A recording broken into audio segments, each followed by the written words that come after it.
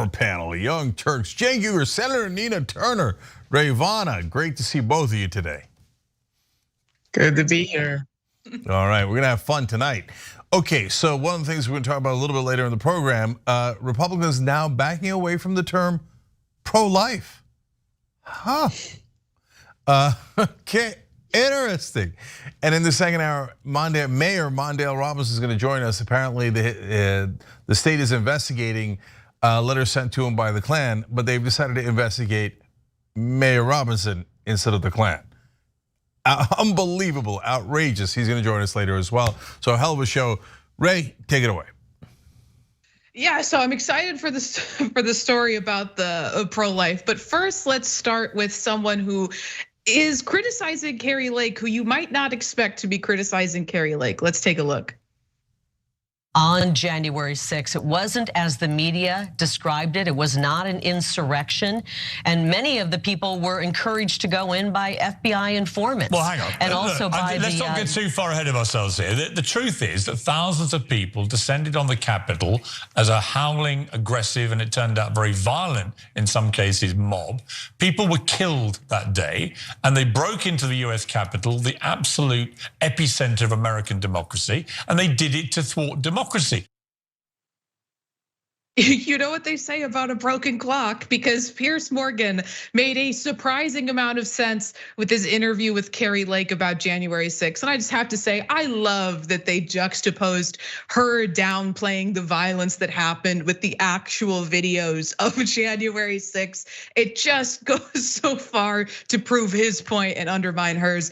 But when Morgan pressed Kari Lake on why Republicans couldn't produce a single piece of credible evidence, or really any attempted evidence at all to show the election had been stolen from Donald Trump, her response was to say he just hasn't seen that evidence because he's British. And if you think I'm joking, watch for yourself. And you're saying there's no evidence, Pierce, but there really is a mountain of evidence, and more of it's coming out. We're looking at what happened in Michigan as more information comes out about completely phony voter registration. We watched as they pulled ballots from underneath tables after they kicked the poll observers Kari, out and started there are lots counting of ballots. these stories swirling around, but every single time it's gone before people whose job it is to say whether this has actually happened, there's no evidence. I keep saying this to Donald Trump. I don't know why he keeps flogging the dead horse of a stolen election. Well, I'll tell when actually what he wants to be doing is trying to persuade people that he should be elected again.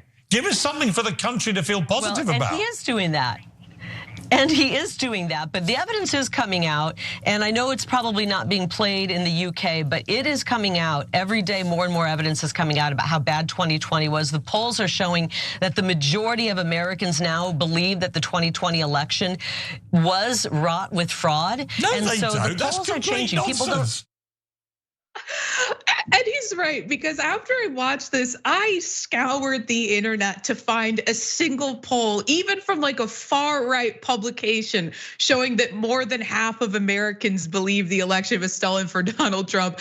And even right-wing organizations couldn't produce a poll that backed up the claim that Kari Lake is making. I did, however, find this headline from this article. Almost a third of Americans still believe the 2020 election result was fraudulent, which I don't know where Kari Lake took her math classes. A third is not a majority. That being said, it's still far too many people that believe this massive lie. But I will say, Piers Morgan did do something that conservatives in American media, I guess, are just too cowardly to do. He called the grift out for what it is. Take a look. The majority of Americans in every poll I've seen do not believe that the election was stolen. You know why? Because it wasn't stolen. I'm looking at polls. I'm looking at polls, and I follow election integrity because it is near and dear to my heart. And all I want is for every American. Kari. I think what you want to do, like Donald Trump, you want to fuel a sense that every time you guys lose a fair election, it's unfair and rigged and stolen. And every time you win, it's the purest example of efficient working democracy imaginable. That's really what it boils down to. When Trump won in 2016, it was of course a fair election. Suddenly when he lost, it's unfair. Now, Cenk, I am by far no fan of Piers Morgan, but I really enjoyed watching this. Yeah, 100%. So I see so many things in just that short interview. So first of all, that's the difference between a European and an American right-winger. The European right-winger is still right-wing and drives us crazy on many other issues, but has not lost their minds and is still attached to the fact-based world. And then we could have wild disagreements within that fact-based world as long as we're not ignorant, not denying reality, etc. right? Whereas the American right-winger these days, I mean, look, Kari Lake, let's be honest, she looks lobotomized.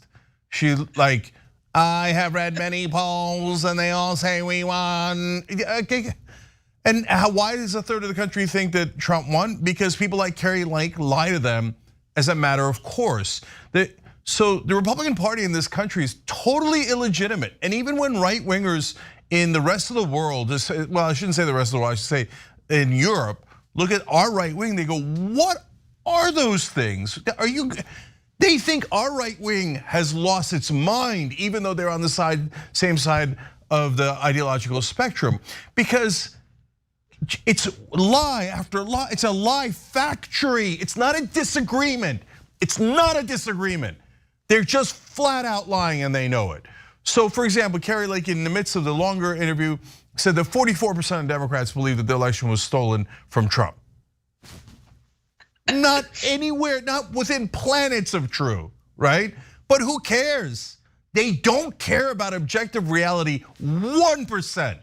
So that's a giant difference. Second giant difference is that Europeans, especially the British, are used to real interviews. That's why Piers Morgan, whether we agree with him or disagree with him, is often challenges his guests and is combative. Whereas in America, you have to just bow your head for 98% of, that's why we always feature like Mehdi Hasan interviews, because he actually challenges his guests, which is like it's like breaking news when you do that in America. If an anchor, I mean, like Don Lemon challenged Vivek Ramaswamy for a second, and back then that was before everybody decided to pile on Vivek. That was considered like so Reeve gauche that that was among the contributing factors for him being fired. Like in America, reporters are trained. No, you kiss the ass of politicians, no matter how insane they are, right? So that clip was telling in 1,000 ways, but I have more to say about my changing opinion on people like Piers Morgan. But I want to say that for a second. Nina, what'd you think? Loved it. And I got a new term I will start to use. I'll give Piers credit, and that's flogging a dead horse. I just thought that was so beautiful. But he's right. I mean, his advice to former President Donald J. Trump, why you keep walking down this fool's path here, because the election was not stolen. And instead, stop doing that and talk to the people about what you want to do when you become president of the United States of America, if you do become president of the United States of America, God forbid. But Donald J. Trump and his ilk can't do that because they really have no real plans for making this country a better place. Piers did that thing, and if I never watch another interview of his, I will forever remember this one, how he challenged her with the facts. And her point about there was no insurrection. I mean, I wonder what her definition of insurrection is, because it must be tremendously worse than what the video evidence shows and what is coming out in terms of the facts about those people who converged on the Capitol to try to overthrow an election. I mean, what really is her definition of an insurrection? Inquiring minds do want to know. This interview really reminded me of Ben Shapiro when he was interviewed on BBC by Andrew Neil. And Andrew Neil, for people who view the BBC know, is a climate change denying far right conservative. And he pushed back on Ben Shapiro, and Ben Shapiro was so unprepared to receive that kind of pushback. He called him a radical socialist. I mean, it is crazy the difference between how members of the American media treat their guests versus members of the British media. Even when they're faced with a guest who has the same politics as them or is on their same side of the political aisle, they will still present the counter argument and push back with facts. They'll prepare for their interviews in a way that American politicians, American political commentators just seem so utterly unprepared for. Yeah, and I wanted to say about Piers Morgan, and I'll include two other people in this general category, Bill Maher and Joe Rogan. I got so frustrated with them that I wrote them off a while back. I'm now peeling that back, okay? And so here's what I mean by that. It's not that I look at that Piers Morgan interview and say he did such a great job, I now agree with all of his opinions. Of course not, right? And Rogan and Bill Maher drive me nuts. But my point is, we should fight them on the things that we disagree with them on without saying, that's it, Piers Morgan shouldn't be on TV. I mean, I never said any of this. I'm against cancel culture in the first place. But still, I felt like I was done with Rogan and done with Bill Maher because they were being so unreasonable. And I'm now saying, look, I'm not done with them. I'll just fight them on the things I disagree with, and I'll agree with them on the things that I agree with. And that's why we shouldn't just get rid of everyone that doesn't agree with us. So here's a great, brilliant moment by Piers Morgan, a guy I generally disagree with, and that's why you need diversity of opinion. So it was refreshing to see, and I wish that people in American media, no matter where they are on the ideological spectrum, would understand that if you're in the press, you're supposed to hold the people in power accountable. You're supposed to challenge them. And you're definitely not supposed to accept their lies and just move on. You're definitely supposed to challenge their lies. And unfortunately, these days, the Trump wing of the Republican Party, which is unfortunately the great majority of the Republican Party, just thinks that lying is totally okay, that there's nothing wrong with it at all, and they do it as a matter of course. Yeah, that's exactly right. Don't believe your lying eyes, your lying ears. Don't believe any of that. Just believe what we are saying. And Jink, your point about disagreeing with people on issues, and when you agree with them, that should be the course of action, especially in media. But far too many of our folks here are too afraid that they won't get invited to the Christmas party. I mean, this is what this boils down to. And it is sometimes an honest concern, not so much the Christmas party. I mean, I'm being cute there when I say that, halfway cute. But it's also about you won't get access to this person again. You know, there are people who call you up and ask you, why were you so hard on them? Why did you come at them like that? I mean, that really is the environment that we are in, where politicians in America are seen as rock stars, and you don't rock the boat with rock stars. You treat them as such, you coddle them, you don't ruffle any feathers, and that's it. And it really is a shame. It does a disservice to the American people and to people around the world who will view a lot of these interviews. I'm gonna say one last quick thing, because I've got a perspective on this that of course most folks don't, because they didn't work as an anchor on cable news. But when I was at MSNBC, I once got into a significant challenge to a former Republican congressman. He was talking about a program to cut Social Security, and I pushed back aggressively against it. Now, there was nothing crazy that happened on air, and he was on satellite. I mean, there was nothing that went wrong other than me semi-loudly challenging him, okay? And people at MSNBC talked to me and said, you don't do that. Why? Why don't we do that? I mean, here's a guy on the other side, a Republican, looking to cut Social Security, the most cherished program in American history, and I'm not allowed to push back against them on MSNBC? And yes, that's the notes they give you, because in American media, it's assumed that if someone is in power, you must bow your head and never challenge them. That's why our media has completely fallen apart, and that's part of the reason why right-wing media lies with impunity and gets away with it, because it's turned into a fact-free zone everywhere. Because it's not just the right-wing media lying to you, it's also the establishment media saying, we're also gonna lie to you to protect the people in power. We're not gonna challenge their lies, we're not gonna go after, we're not gonna give you objective reality, we're just gonna please the people in power. And neither side is doing the country any favors. Well, Jink, to that point, I mean, most of those people, I won't say all, but most of them benefit from the status quo. I mean, the people telling you don't push back on Social Security probably don't have to worry about whether or not Social Security is robust. So in the moment, they just don't care about it. So they're pushing really their agenda. And there's really, I think what we're unveiling even in this story, that there's a lack of class consciousness mainly on mainstream media. And that is why independent media like TYT and others are so important, because more likely than not all of us, but more likely than not, and certainly here on TYT, we do understand a class based consciousness, and it's important. Yep. All right, Ray, you want to do the next story? Yeah, let's do the next story. Okay, school years back starting for universities around this country, for colleges around the country. However, a lot of professors in states like Florida and Texas are trying to get out of where they are because a survey of 4,250 faculty members across 4 states, including Florida, Georgia, North Carolina, and Texas, highlights the growing concerns of political involvement in higher ed and the widespread desire to find employment in other states. Let's take a look at this reporting from Tampa Bay Times. It says the survey was administered by faculty groups in Florida, Georgia, North Carolina, and Texas, including local chapters of the American Association of University Professors.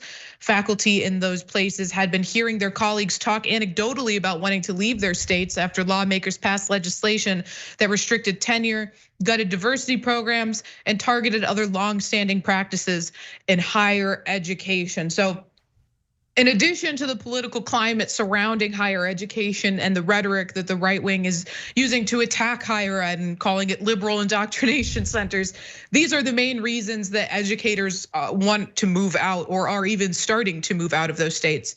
71% cited academic freedom concerns.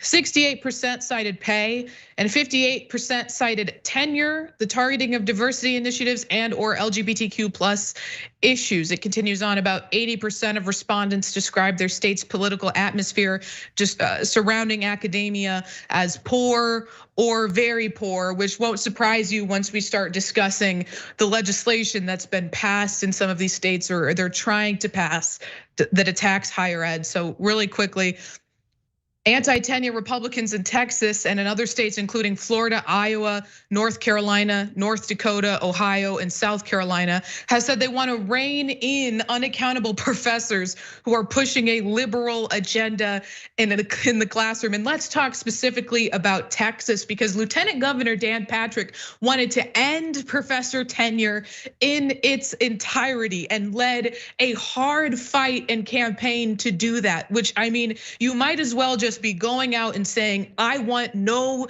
high quality professors in my state. I want the kids and the young adults of my state to get the worst education they possibly can, because no professor worth their salt wants to come teach here.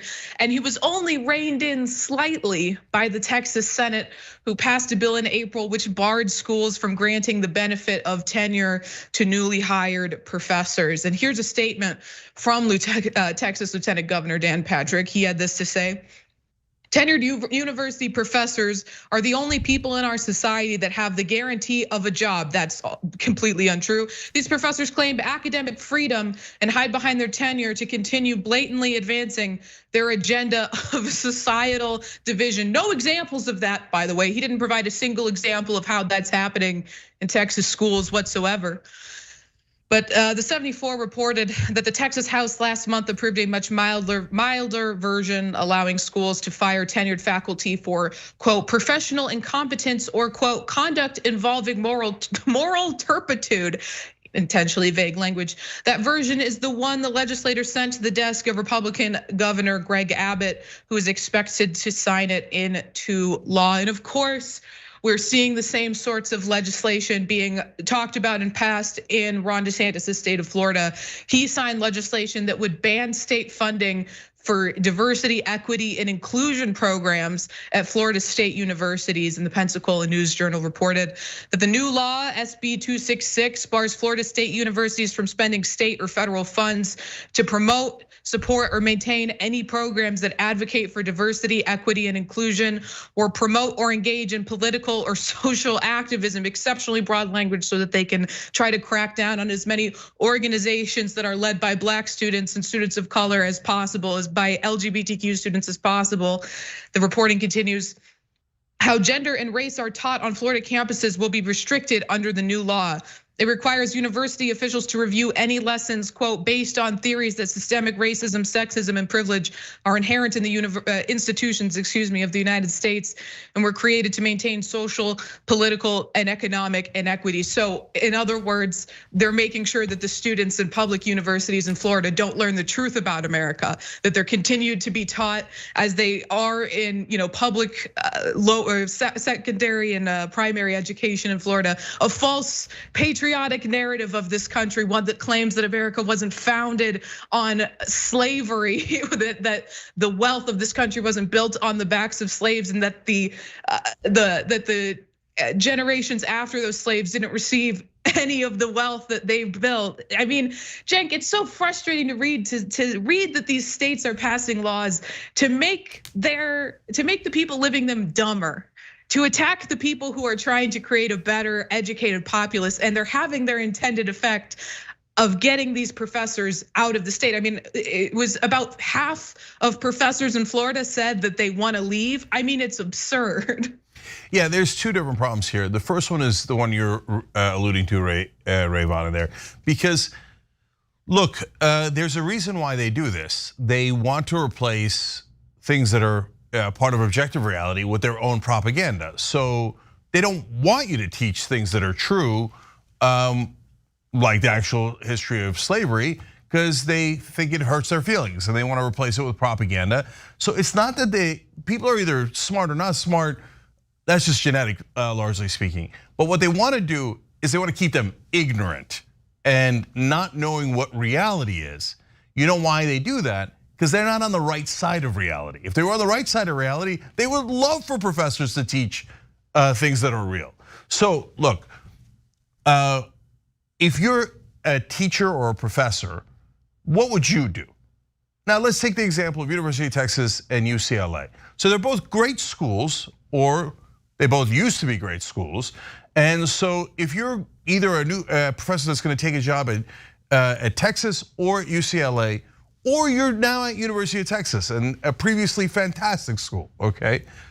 Well, what would you think? Well, if I stay in Texas, I might not have tenure. That's already devastating. And they might make me teach things that are not true, or prevent me from teaching things that are true. Well, then that makes your decision super simple, right? If you can, get out of that backward state and go to UCLA, an equally good, great school, and rescue yourself and be able to do the job that you signed up for. Of course, a bunch of professors are gonna leave. A huge percentage are gonna leave. And that leads to the second problem, the bifurcation of our society. We continue to split ourselves apart. So and by the way, this goes both directions. So a lot of people leave California going, well, I want lower taxes or less crime or whatever it might be. And they're going to Austin, Nashville, and Florida, et cetera. They say, I don't want the blue states. I'm conservative and I don't want to live in a blue state. And then the red states are passing these draconian laws and backwards laws. And so any reasonable person living there, or let's say a progressive person living there, goes, well, I don't want to live under these rules. I don't want my kids living under these rules. And I don't want my kids being taught that slavery was halfway okay. That's nuts. So I'm gonna leave. And then what happens? The red states get redder, the blue states get bluer, and we as a society become even more fractured. So I'm super worried about both of those phenomena. Nina. Yeah, we should be concerned. This is exactly what these people want. I mean, their master design is working. It is, in fact, the dumbing down of America because they benefit from it. And Republicans in particular can continue to stoke the cultural wars that they are doing right now, this cultural populism that is animating this society, even beyond when we talk about politics, even beyond when we talk about who's a Democrat or a Republican. That is always a looming variable. And I can tell you, as someone who was a college professors come from all walks of life, all ideologies. We are teaching the facts in the classroom, and good professors, and I know there are professions where everybody's not good necessarily at their trade, but good professors want their students of all ages, because all ages come through college campuses, to be critical thinkers.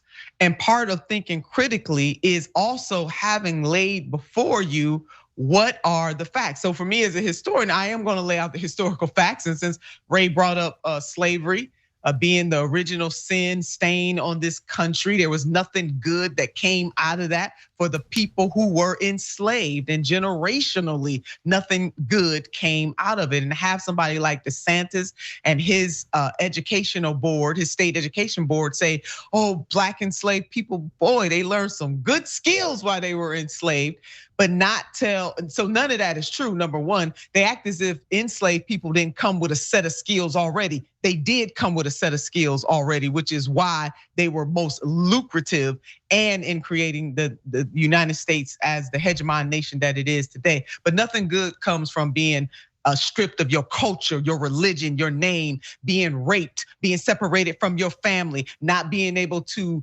enjoy the fruits of your labor. Nothing good comes from knowing that when you birth a baby into the world, the baby will take on the condition of the mother, even if the mother was raped by a white man. Nothing good can ever come of a situation like that.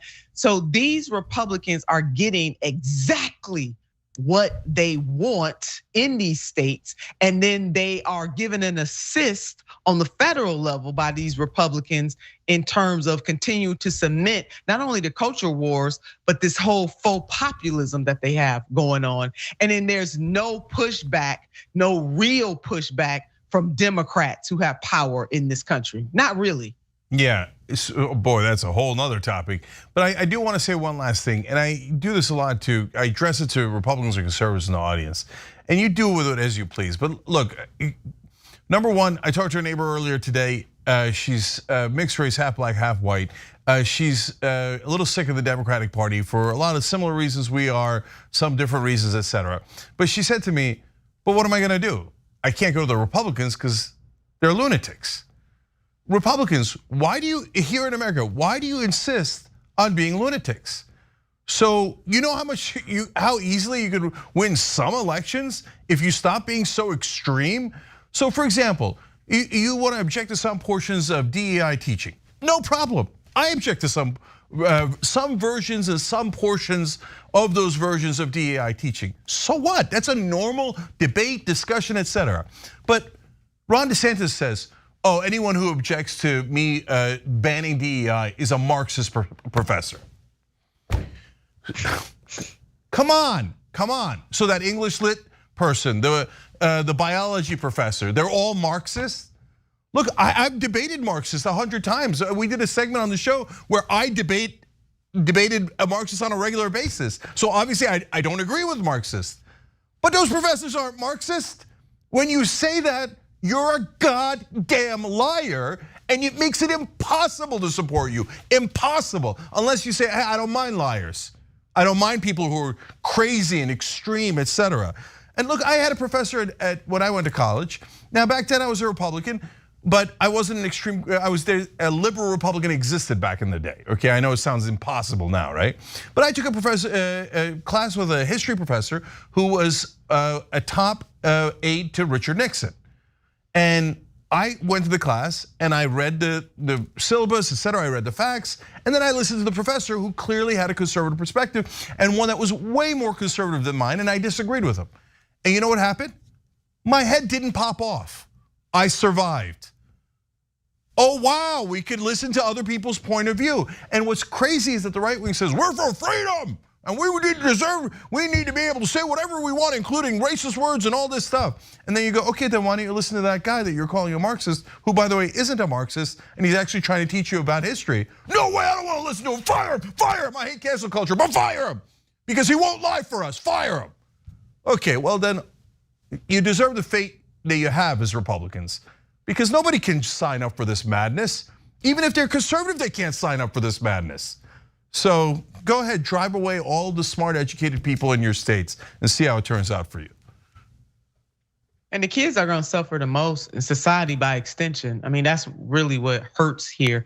And every professor, every teacher in a K through 12 classroom, everybody can't just pick up and move. I mean, one of the things that Ray laid out in those stats is the pay is not good. So wanting to move and being able to move are two different things. But even the ones who can move, even if it's a minute amount of educators who can leave, that hurts the children. it hurts, and it hurts young adults or seasoned adults, whoever is in those classrooms. It really does hurt, and it over time, it is going to have an impact in our country and the world. Yep. All right, we got to take a break. Now, when we come back, the good news is Republicans are apparently reeling behind the scenes, and they're trying to dump the pro-life label. Wow, that is a hell of a turn in American politics. So that good news when we return.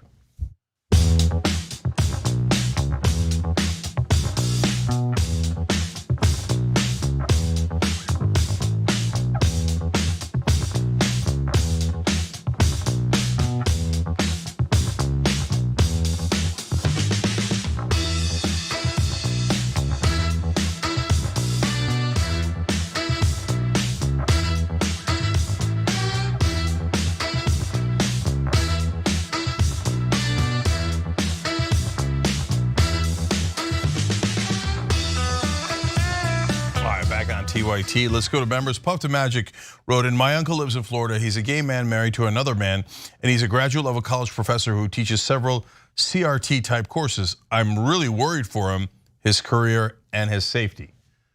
Well, if he's teaching critical race theory, which is a perfectly normal thing to teach at graduate level classes, yeah, of course you should be worried about his career. And he's gay on top. Oh boy. I mean, look at what we're talking about. Here, I can't believe we're talking about America. And yeah, we've got red states in America where we're like, ooh, you teach the wrong things, you are the wrong thing. You better be worried around these parts. So it's just disgusting. Okay, by the way, what do you want, the Republicans? You don't want critical race theory taught at the graduate level? At the graduate level, you don't have a mind of your own that you could look at material and go, I agree with this and I disagree with that, and I can make up my own mind? So you just want them to learn nothing that isn't your propaganda. Ridiculous. Americanuck says, aren't the red states really shooting themselves in the foot? The young college-age people, a largely progressive cohort, will also avoid going to these schools knowing they will get a terrible education, so they will lose attendance. Has that never occurred to them? Look, I'm sure that it's occurred to the administrators of those schools, places like UVA and other great state universities and colleges that are now in red states have to feel like captives to some degree. But the government officials and the politicians don't care at all, at all. They're like, is it gonna help me raise money from the grassroots? Is it gonna help me trick voters into voting for me? Is it gonna propel our propaganda? They don't give a damn about getting a good college education and worried about getting college kids that are gonna be productive in their state to help their economy 20 years down the road. No, they're just worried about tomorrow and what they have to do to appease the lunatic right-wing media in this country. The infamous Mr. Joy Boy wrote, and Noam Chomsky noted that the modern Republican right wing had adopted the practice of the Stalinist Communist Party, allowing no dissent and following the party line to the last person. Now, I think that's true. On the other hand, what do we have in the Democratic Party? Joe Biden has decided to run for re-election, and we must all bow our heads to the authoritarian gods that apparently now rule the Democratic Party, and no one is allowed to run against them. Why? Why? When did we become the Republicans? Trissa writes, in using a Jenkism and Annaism, this is not the bug, it's the feature. These goons are anti-intellectual and anti-enlightenment. They hate education.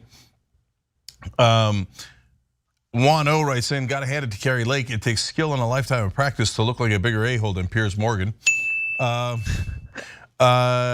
Eclectic Miscellanea writes in, Piers Morgan's about what conservatives in the US used to be, wrong on issue after issue, but at least their positions were somewhat based on reality. That's true. Roy Lehman, Cenk, I watch Washington Journal on C-SPAN almost every day. I've seen you on there a few times. Will you be going on there to whip sales of justice coming anytime soon? The baby boomers who tune in and fell for that schmo St. Ronnie of the rich need to get some mid-20th century historic education. Roy, I appreciate you. We'll try to go on there for sure. You know, a lot of mainstream media still doesn't get how big we are, so.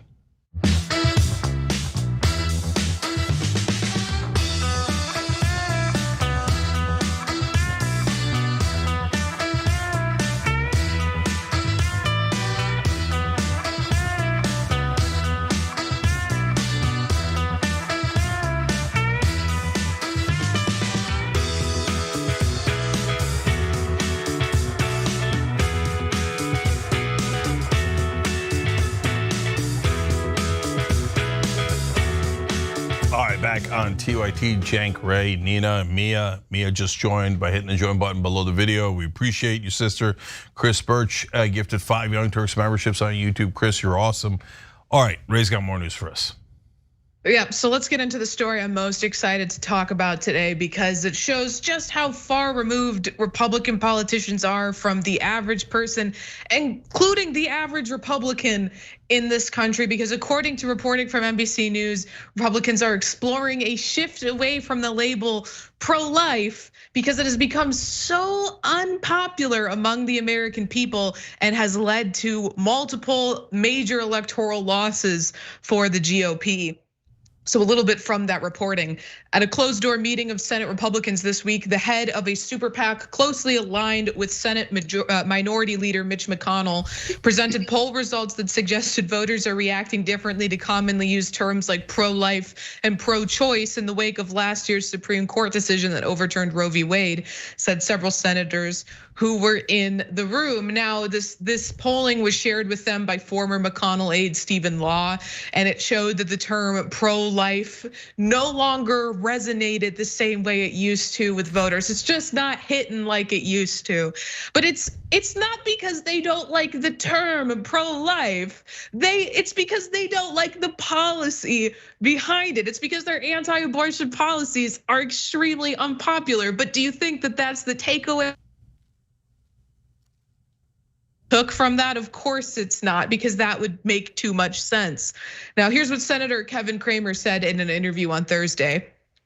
What intrigued me most about the results was that pro-choice and pro-life means something different now. The people see being pro-life as being against all abortions at all levels. And this made me laugh out loud when I read it, because what is the message that the Republican Party has been putting out for decade after decade? That it is that being pro-life means that you are against abortion for every reason. You think that it's murder, therefore you would be against abortion in all cases. You've championed that position. I'm so sorry that people listened to what you said and that they didn't like it. It's ridiculous. But from NBC News, Cramer asked what terminology senators should use instead of pro-life. When asked, said, I think it's more of a I'm pro-life, but, or it's I care deeply about the mother and the children, and we should always have compassion.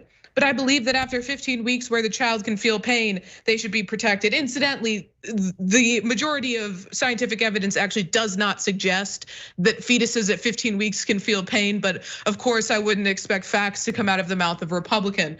But some of the senators in this meeting started brainstorming new terms to use. Senator Todd Young of Indiana summarized Wednesday's meeting as being focused on pro-baby policies. Asked whether senators were encouraged to use a term other than pro-life, Young said his pro-baby descriptor was just a term of my creation to demonstrate my concern for babies, although that concern for babies ends the moment that they're born, in which case, screw the mother, screw the baby, screw the family. We're not gonna do a single thing to help you. My pro-baby policy is focused more on restricting your access to abortion, ensuring that you don't have bodily autonomy as a woman. Senator Josh Hawley said the polling made it clear to him that specificity is needed in talking about abortion. He had this to say: many voters think pro-life means you're for no exceptions in favor of abortion ever, and pro-choice now can mean any number of things. So the conversation was mostly oriented around how voters think of those labels, that they've shifted. So if you're going to talk about the issue, you need to be specific. You can't assume that everyone knows what it means. They probably don't. His state, by the way, passed an abortion ban that doesn't include exemptions for instances of rape and incest. So I think it's perfectly reasonable for someone to hear Josh Hawley say he's pro-life and assume that that means no exceptions, considering what is happening in his own state and considering what's happening in other states. Because abortion is now banned in 14 states and several others have pursued restrictions. 11 states, including Missouri, have enacted abortion bans with no exceptions. for rape and incest, and Republicans know. They know that it's unpopular. Senators who attended Law's presentation said he encouraged Republicans to be as specific as possible when they described their positions on abortion, highlighting findings that he said could have a negative impact on elections. Now, one national strategist who worked on Senate races last year had this to say: the issue of abortion was problematic for Republicans last cycle. Hell yeah, it was. So it's no surprise the Senate Leadership Fund is polling public perception of the issue. It's the smart thing to do. The report continues. The National Republican Senatorial Committee, the campaign arm of Senate Republicans, is encouraging Republicans to clearly state their opposition to a national abortion ban. Apparently, no one gave that message to the Republican candidates on the debate stage 2 weeks ago. And support for reasonable limits on late-term abortions when babies can feel pain, with exceptions for rape, incest, and life of the mother. A source familiar with the organization's strategy said. The NRSC, the source said, is encouraging candidates to contrast that position with Democrats' support for taxpayer-funded abortion without limits, which is also just a blatant lie. But I mean, Cenk, this is just chickens coming home to roost. This has been one of their primary social issues that they've been campaigning on and fighting for years. They finally got what they wanted at the Supreme Court level, and now they're upset that the public isn't exactly in the same fascist viewpoint that they are, and they weren't listening to what the people actually wanted. So yeah, it's just come back to bite them in the ass. Two of the quotes that you read to me were super telling. First, the one from Senator Hawley, where he's saying, I can't believe people think that we mean no abortions under any circumstance, including rape and incest, and starting at the beginning of the pregnancy. Yeah, brother, that's because that is your position. What do you mean you can't believe that? You know what and not only that, as Ray just told you, that's literally the law they passed in his state. Did he object to that law? No, he was wildly in favor of it. So do you see how politicians are massive liars? 9 out of 10 of them, they're just brazen, pathological liars. And yet everybody on TV kisses their ass. So look at this Josh Hawley guy. He's saying, yeah, I can't believe they caught on to the fact that what our actual position is. So everybody now, let's lie and pretend that's not our position, even though we just passed the bill in my state with that exact position. Okay, then which leads me to the other one that you read about the National Republican Senatorial Committee. So they said, let's break this down now. This is graphic 9, right? They're encouraging Republicans to clearly state their opposition to a national abortion ban and reasonable limits on late-term abortions and exceptions for rape, incest, and life of the mother. You know what they just described? Roe. That's literally Roe v. Wade.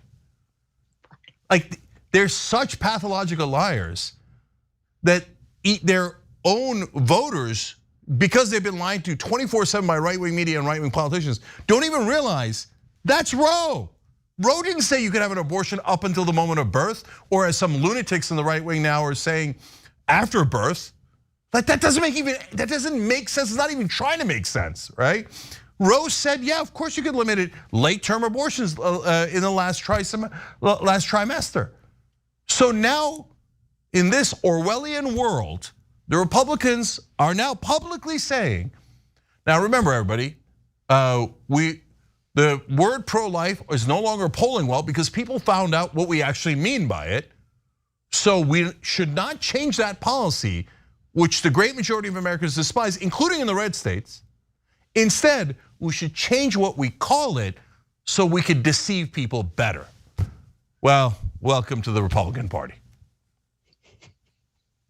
We can't make this stuff up. This is gonna be a Lifetime movie. I can feel it. I mean, yeah, and that pro-baby, absolutely not. You're not pro-baby, because if you were pro-baby, to some of the things that Ravana listed out, you would care whether or not the baby's parents make a living wage, whether or not the baby is educated and has more than a fighting chance to have a good life. You would support labor unions, you would support child care, you would support the child tax credit, all of the things that give a baby who will eventually grow up to be a toddler, then a teenager, then an adult, et cetera, a excellent opportunity to live a good life. But instead of that, you're all about giving tax breaks to the ultra wealthy, doing away with the child tax credit, allowing big corporations to pollute our air, our water, and our food so that that child doesn't have an opportunity to grow up strong. And Jink, your point about that was wrong. I mean, I read that a few times just to make sure I was reading that correctly. The same thought crossed my mind that we had that, and you all fought for more than 50 years to do away with it. They full of it. Right, and just to talk about quickly how popular that position is and why Republicans are trying to rebrand their pro-life position to be rogue. Let's just pull up graphic 11. Because a record high 69% say abortion should generally be legal in the first 3 months of pregnancy. The prior high of 67% was recorded last May after the Supreme Court's Dobbs v. Jackson Women's Health Organization draft was leaked. And then just to talk about how popular even that position is amongst Republicans who live in states where abortion is being banned with heartbeat bills and even more regressive forms of bans. A July poll found that 73% of all US adults, including 58% of those in states with the strictest bans, believe abortion should be allowed at 6 weeks of pregnancy. So of course, Republicans are trying to rebrand themselves and trying to shift the pro-life narrative in terms more favorable than them, because they've gotten everything they've been fighting for. They've gotten everything they ever wanted, and it's kicking them in the ass electorally because they've never represented the people that vote for them. They've never represented people generally. They've represented their Christo-fascist values, trying to put restrictions on women's bodily autonomy. And that isn't what the people want, even the people who vote for them. So it's just, again, chickens coming home to roost. 100%. So last quick things here to respond to what Nina and Ray said. So why did they call it pro-life instead of pro-baby? It's exactly what Nina said. Because if you call it pro-baby, then they're gonna say, okay, what are you doing for the baby after it's born? And Republicans are like, oh, I don't want to do anything for the baby. I don't want to do anything for the mom. Wait, is the baby a corporation? Is the baby super rich? Because if not, I don't want anything to do with the baby. They're like, okay, so we're generically pro-life, but once they're actually alive, let's get the hell out of Dodge, right? So now they're going full circle back to pro-baby, which is hilarious. Okay, you don't put pro-baby in a corner. And apparently, and then lastly, I mean, you want to talk about full circle? The National Republican Senatorial Committee saying to Republican senators that they should argue for the Roe v. Wade position and pretend it's their own. That's as full circle, deep irony as it gets in politics. The Twilight Zone. Yeah. 100%. All right, we got to take a break, guys. When we come back, Mike Pence thinks he's going to take over the Republican Party by fighting against populism. Can't wait to see a spectacular failure when we return.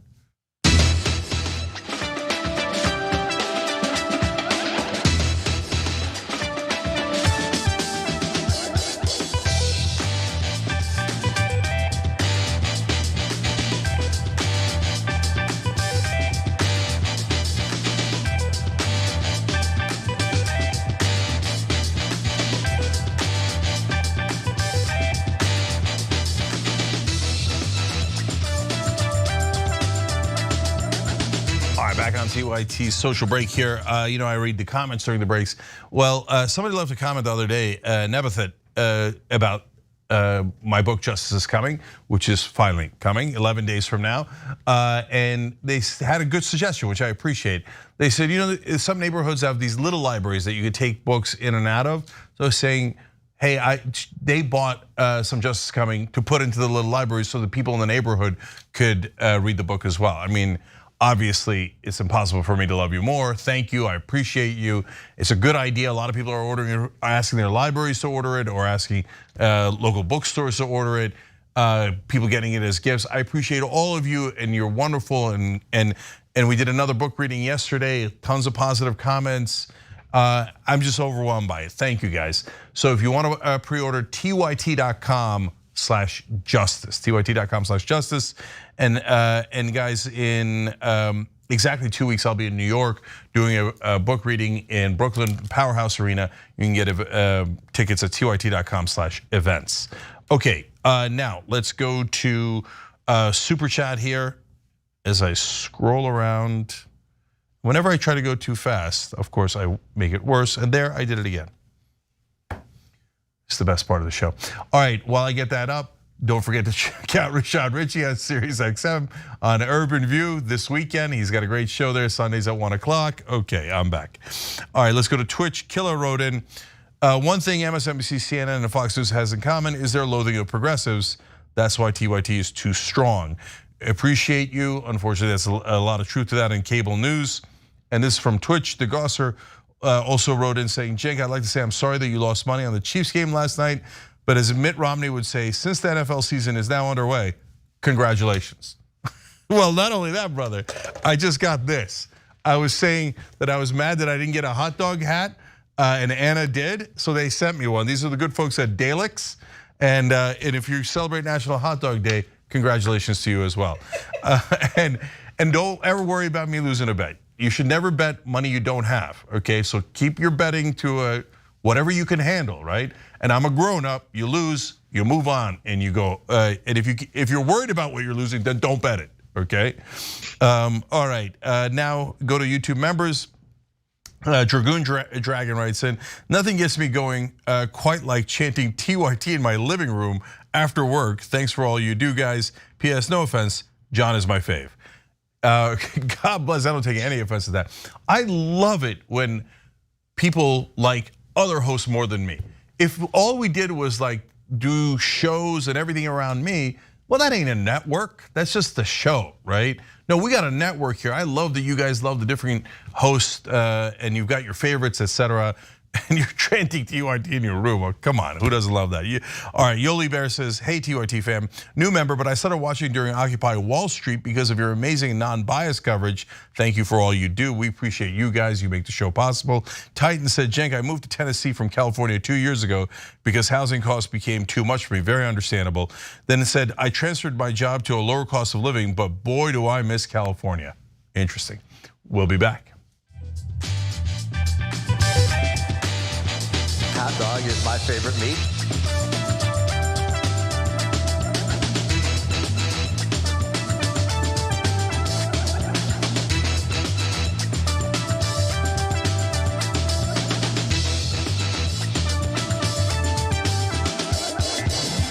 All right, back on TYT, Cenk, Nina Turner, Ray Vana. Of course, check out Ray on Rebel Headquarters, Nina's TYT contributor all over the network.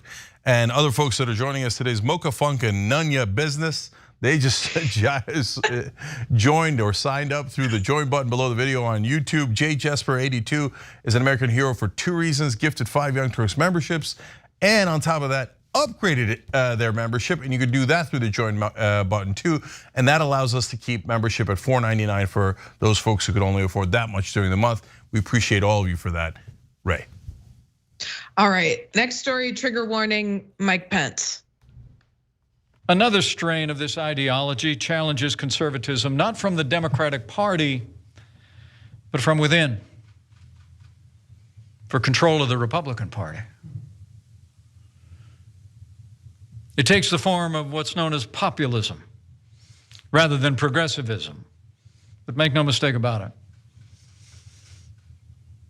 Those ideologies are fellow travelers on the same road to ruin. He's so goddamn uncharismatic. I can't help but laugh at him. Now, Mike Pence has found yet another way to make himself even less popular among the Republican base. Remember, right now he's polling in the single digits, the upcoming Republican primary. Now, during a speech in New Hampshire, Pence confronted Republicans with an ultimatum.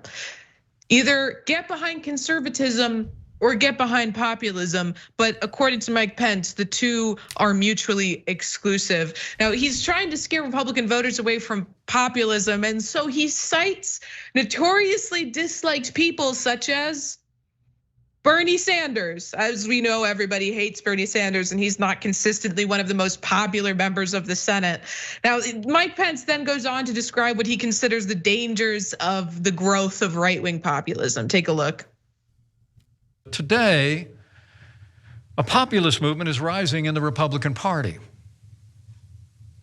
The growing faction would substitute our faith in limited government and traditional values with an agenda stitched together by little else than personal grievances and performative outrage. The Republican populists would abandon American leadership on the world stage, embracing a posture of appeasement in the face of rising threats to freedom. Republican populists would blatantly erode our constitutional norms. A leading candidate for the Republican nomination last year called for the, quote, termination of all rules, regulations, and articles, even those found in the Constitution, close quote. While his imitators in this primary have demonstrated a willingness to brandish government power to impose their will on opponents. If you fell asleep while you were listening to that, you were not alone. I promise there was more than a few snores coming from that audience. Now, Mike Pence is bashing populist conservatives for saying they'd leave abortion policies to the states and for not being sufficiently hawkish on foreign policy, you know, deeply popular positions. And then along with some more loud breathing, as you heard, he says Republicans have to decide between real conservatism and populism. Republican voters face a choice in this state and in every state around the nation as these primaries unfold. And I believe that choice will determine the fate of our party and the course of our nation for years to come. So today I ask my fellow Republicans this: in the days to come, will we be the party of conservatism? Or will we follow the siren song of populism, unmoored to conservative principles? The future of this movement and this party belongs to one or the other, not both. He gets to the point of the speech where he's trying to really drive it home, and then someone's phone rings in the audience. It's so hysterical. And if you thought, it seems like Mike Pence is trying to channel Ronald Reagan, but I mean, potentially a version of Ronald Reagan immediately after he was shot, because God, what a train wreck this is. You would be right, because the title of his address is Populism versus Conservatism, Republicans' Time for Choosing. It's a callback to Ronald Reagan's pivotal 1964 speech in support of Barry Goldwater's presidential bid. Let's just quickly, because he did call Donald Trump out by his name. Let's quickly talk about this. When Donald Trump ran for president in 2016, he promised to govern as a conservative. And together we did. But it's important for Republicans to know that he and his imitators in this Republican primary make no such promise today. It seems like they forget that we succeeded because of a conservative agenda, not in spite of it. I mean, the truth is Donald Trump, along with his imitators, often sound like an echo of the progressives they seek to replace.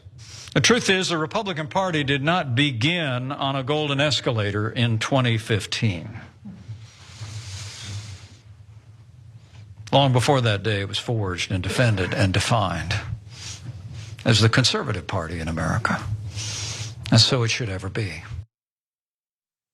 Incidentally, Mike Pence is polling below 5%, and Donald Trump has consistently polled above 50% for the Republican nomination. So I'll let you all decide what's more popular, Mike Pence's rigid conservatism or Donald Trump's false populism. People want populism, Cenk, I guess, even if it's a false and fraudulent version of it. Yeah, I know who was calling during the speech. It was the 1990s asking for their policies back. Look, Mike Pence apparently doesn't know it, but he's fighting the last war. This one's already over, brother. And by the way, so even though I dislike Donald Trump more than Mike Pence, and if you put me in a nightmarish scenario where I had to vote for one or the other, I'd vote for Pence because I think Trump would eliminate democracy in this country. Having said that, Pence is on the lying side of this, believe it or not, even as compared to Donald Trump, because he's pretending that the conservative voters have always wanted what conservative politicians and conservative media have been saying they wanted. And even mainstream media have been saying conservative voters wanted, but it turns out they never wanted in the first place. Things like free trade. Now conservatives really want companies to make even more profits by outsourcing your jobs. Do they? One of the very few positives about Donald Trump is that he exposed some of those lies. And because why? He doesn't care about ideology. He just cares about what's gonna get him more votes, what's gonna get him more money. So he would just basically test all of his policies because he has no attachment to ideology or thoughts. So he'd be like, now remember, we're for free trade, big free trade. Boo. He's like, I mean, we hate free trade. Screw free trade. Everyone's like, ah. He's like, okay, I'm going against free trade. So I wrote about that in my book, Justice is Coming. He A/B tests all of his policies. He did it methodically, actually, before he even ran for president. So I can go issue after issue. Another one that he mentioned is like, we have to protect our friends across the world. That means starting offensive wars that certainly the left doesn't want, the independents don't want, and now we found out the right-wing voters don't want it either. Meanwhile, all of American media was lying to us the whole time saying, oh, Republican voters love war and they can't wait to go and invade Iraq and die over there so that ExxonMobil can make more money. Well, it turns out, no, you're not right. That was never the actual conservative position, okay? The conservative positions are what, a lot of times, what the populists in the Republican Party are saying now. The problem with the populists in the Republican Party isn't that they are more honest. It isn't that they're closer to progressives. I mean, the great irony there is they're representing right-wing voters' interests better, but they're doing it in a deeply dishonest way because it's fake populism, as Ray referred to. So I wish they were near progressive positions. They're nowhere near progressive positions. And then he's like, oh, can you believe they're like the progressives like Bernie Sanders? Bernie Sanders isn't among the most popular politicians. In the last, well, since 2016, I'm not sure I've ever seen a poll that had Bernie Sanders anything other than #1 most liked politician in the country. Now, if you listen to mainstream media and you listen to greasy politicians like Mike Pence, they'll make you think that he's a radical extremist and unliked. It's not remotely true. Go look at the actual polls. The people love Bernie Sanders, but he's an honest, real populist. That's the thing that both every kind of right winger and everybody in mainstream media, that's the thing they're most afraid of because that's what the American people actually want. Speaking of which, let's go to his former co-chair, Nina Turner. Thanks for that, Jink. I mean, I was thinking the exact same thing. He is the most popular politician in America, and he has been consistent for the last, over 40 years. And even when Republicans don't agree with him policy-wise, they will say to you that he is genuine and that he is authentic. And by the way, today is his birthday, so we should say happy birthday to Senator Bernard Sanders. I was thinking as Pence, trying my best to stay awake, Ray, too. It's like watching paint dry, seriously. I mean, but when he said to the Republican Party, you got to choose. I want to say, Alex, we choose populism for 70 million. Okay, the siren call of populism has been chosen for 70 million. I bring that up because, even in the last election, even though former President Donald J. Trump did not prevail, he still received over 70 million votes during that election, and he won in 2016. So it is very clear where Republicans are on faux populism. Jink, as you brought up, it is a fake populism. God only knows what would happen if it was real populism. And another point to that last point, which is I went to East Palestine where they voted over 80% for President Donald J. Trump in my home state of Ohio when Norfolk's train derailed, putting poison in their water, their air, the food, the wildlife, everything. That's what happened there. And you know what those folks were asking for? More government intervention, not less. They wanted Norfolk to pay for what they did, not less. So Mike Pence is definitely out of touch. And yes, President Donald J. Trump did show up there talking all kinds of smack per usual, not letting the people know that some of the rules that he softened helped to cause this. But the one thing about his faux populism, he showed up. And President Joseph R. Biden has yet to show up in East Palestine, Ohio, where people are still suffering. He's yet to show up on the campaign trail anywhere. He's yet to say one single thing that would be his policy.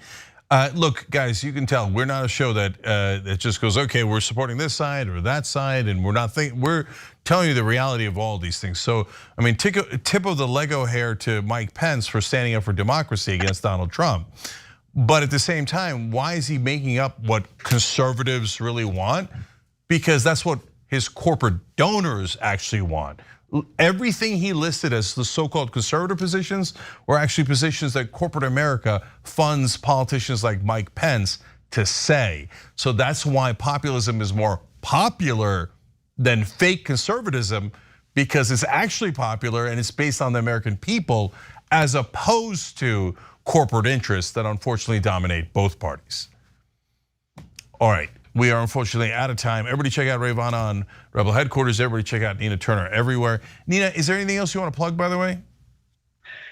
Well, just happy to be here, Jink, on the main show always. And I have a big announcement coming up really, really soon. So you all need to stay tuned, either right here on the main show or on one of my Rebel HQ video appearances. But yeah, that's about it for now. All right, you guys better check in the Rebel Headquarters. News can break at any moment. Okay, I love it. All right, when we come back in the second hour, Jimmy Fallon in a world of trouble for good reason. We'll explain. And it turns out that even mainstream media now is saying maybe Biden should fight back.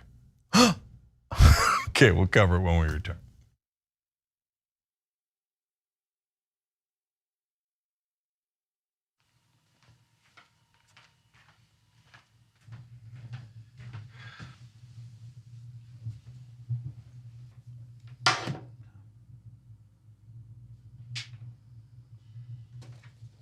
Welcome to the Damage Report. I'm John Idarola. This is gonna be a big one. Meanwhile, in the Arctic, you know where this is going. You watch the Damage Report, the Arctic's on fire. Obviously, why would we be talking about the Arctic except to tell you that it's melting once again? The Republicans aren't that interested in it. I wonder why. Lift out of poverty up to 3.7 million people, including an estimated 1.3 million children. Hashtag save the children? Not if it costs money. I mean, come on. At TYT, our mission is to boldly pursue truth, challenge the establishment, and drive positive change. At a time when corporate capture of our media, our government, and our politics is nearly absolute, everyday working people need a champion to fight for them and to push back against the powerful interests that threaten our democracy itself. At TYT, we're proudly progressive and call out corruption and duplicity wherever we see it, from Republicans, Democrats, or anyone else. And unlike mainstream news media outlets, we're not beholden to corporate advertisers, to defense contractors, to Wall Street, or to big pharma. We only have to answer to our audience, and for nearly 2 decades, we've accomplished that by delivering honest, timely, and insightful perspectives on the day's news without fear or favor or concern for whose toes we might step on or which powerful elites we might offend. And while we're super serious about the news, we also manage to do it in a way that is fun and lighthearted. We can do this together and serve our audience, and yes, have fun doing it.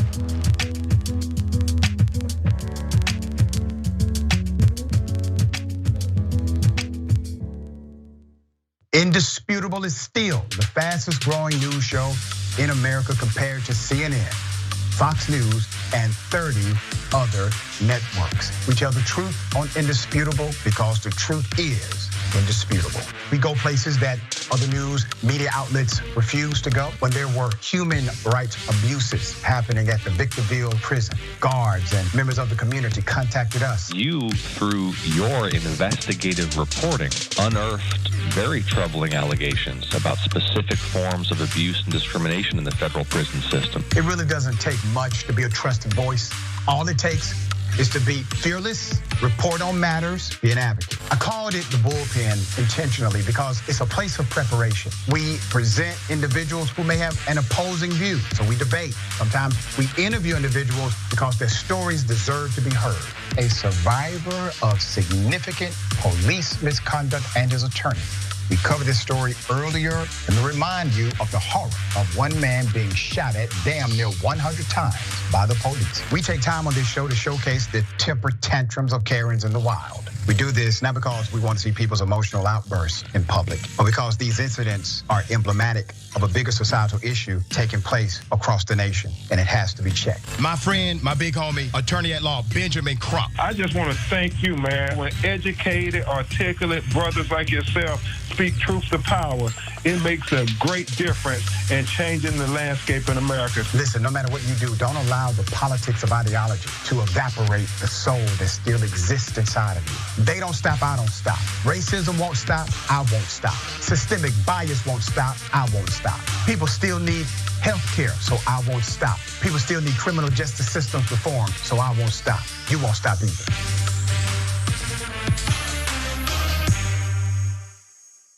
Hot dog is my favorite meat.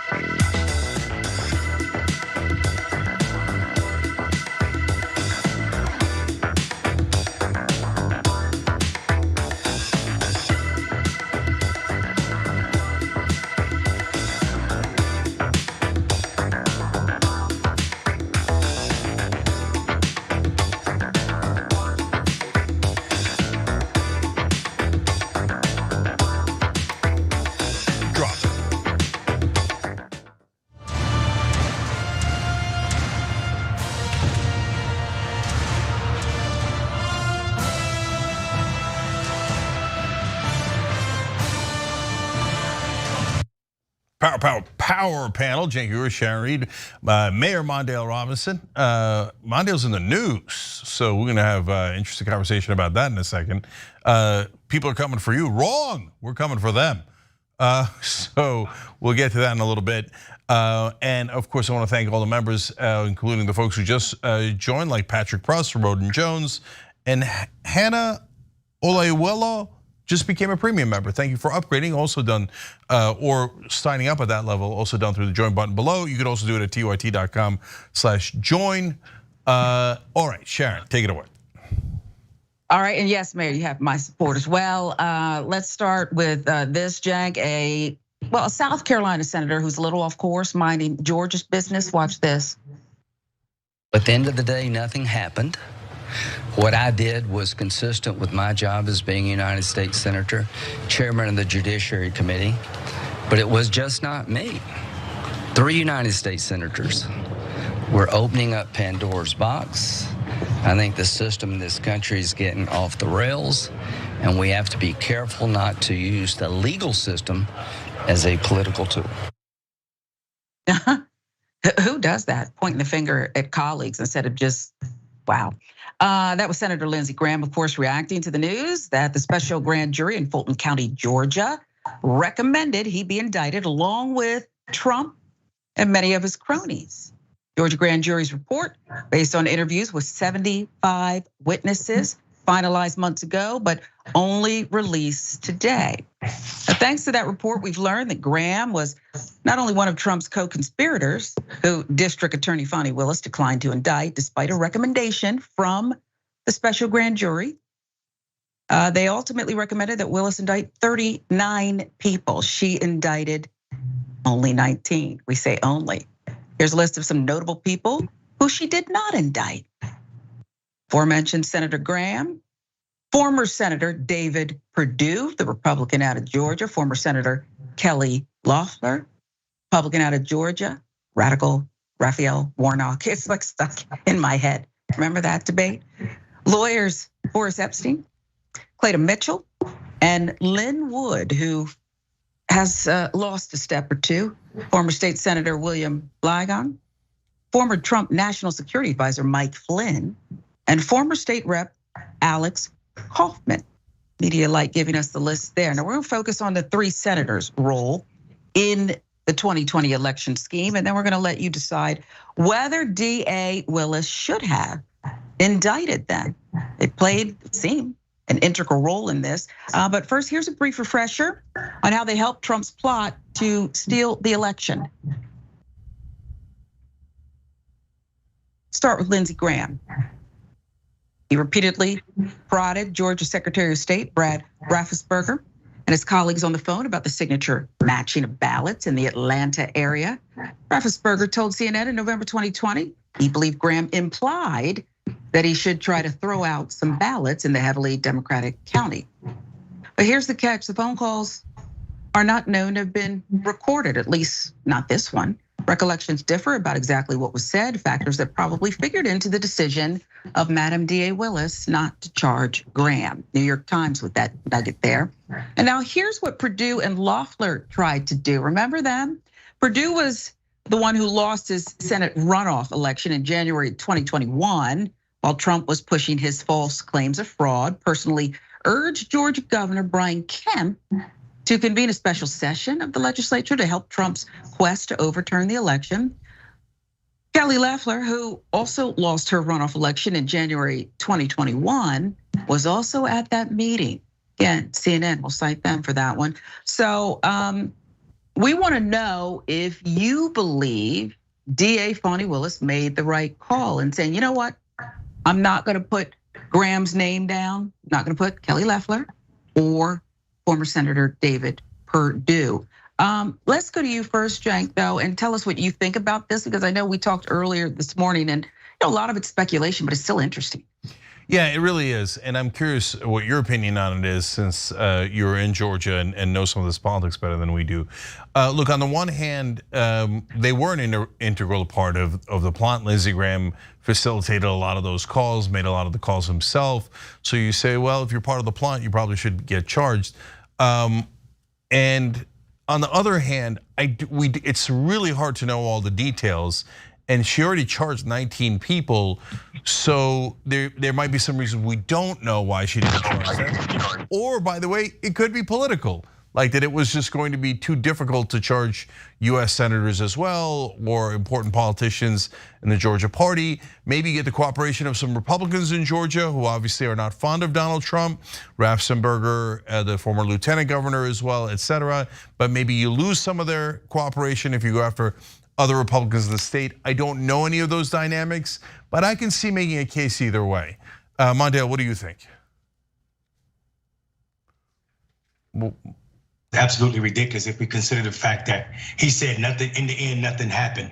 In the end, nothing happened is not a defense for breaking the law or attempting to break the law, especially when we're talking about a RICO charge. I think the fact that there was no recording saved his you know what. And I bet you the reason that the other two senators, the two former Georgia senators, were not charged, probably because they had a meeting that they were invited to and not planned the meeting themselves, and were not pushing this beyond asking for a special session, which doesn't seem like it crossed the line in ways that the other defendants did. And knowing Willis' track record and how serious she is about evidence, this is probably the saving grace for all three of them.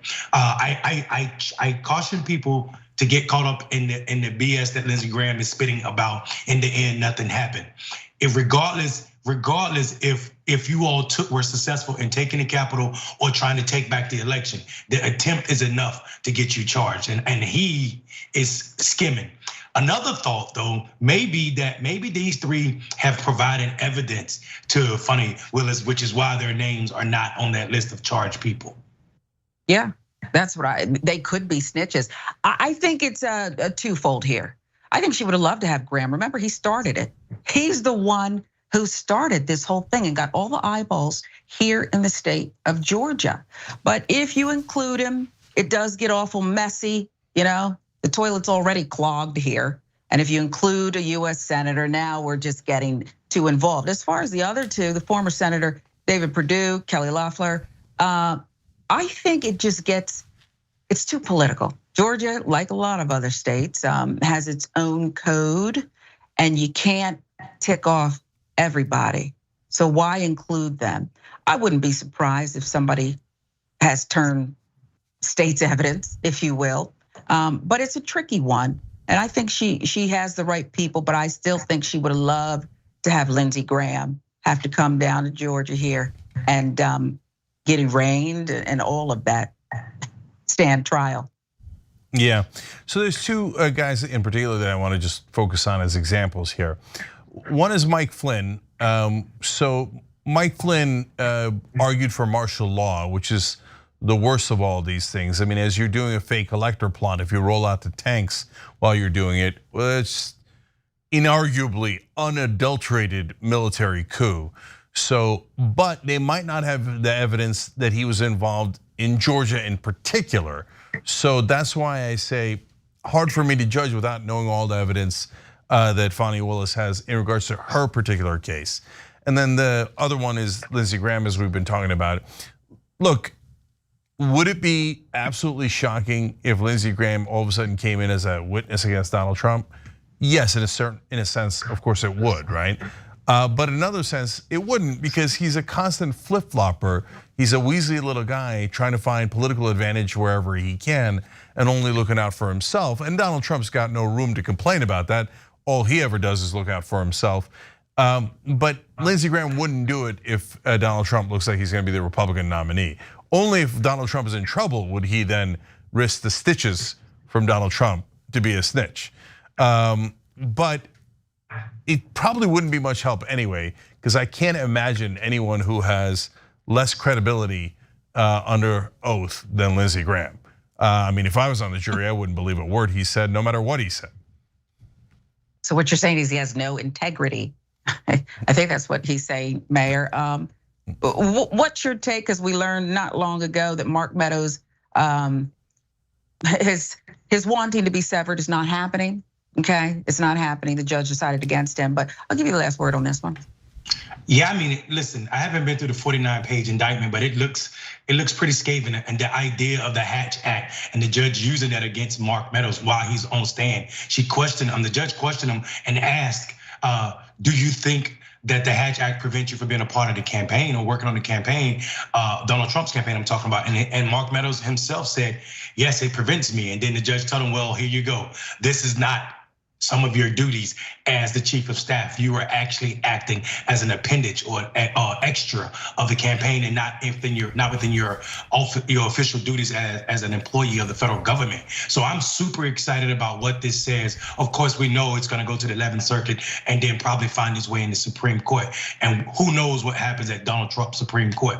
But I will say this has to be a dagger in the heart of a lot of the other people who are looking to separate and try to stall their cases by putting it in front of judge to say, we want to move it to federal court. Yeah, I know we love to hear what our members think, and Cenk, you love a good poll.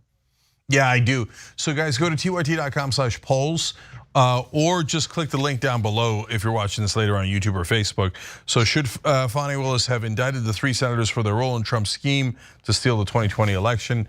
I love to do polls when, especially when A, I don't know which way you guys are gonna go, and B, in this particular case, a rare situation where I'm not sure. So let's find out, do the poll. Love to hear from you guys. All right, we're gonna take a quick break. After the break, people inside Washington are so concerned about Joe Biden that they're even telling him to put civility aside. And I hope you're sitting, attack his opponent. We'll talk about it when we come back.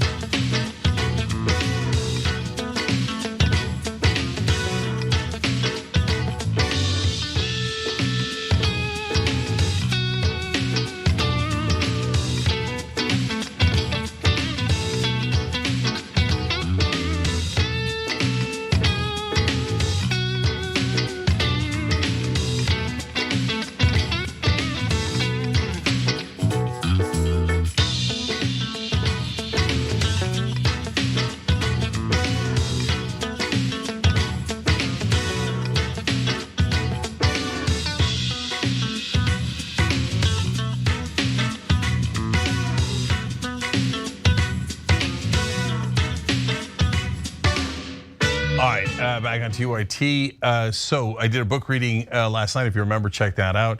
And now we're just 11 days away from Justice is Coming. 11 days left, so pre-order at tyt.com/justice.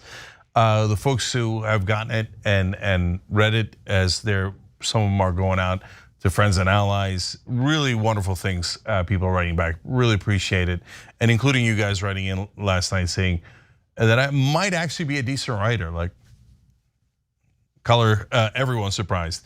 Anyway, tyt.com/justice. Thank you guys for caring about it. All right, Boomer Dragon Cat says, oh, by the way, one last thing about that.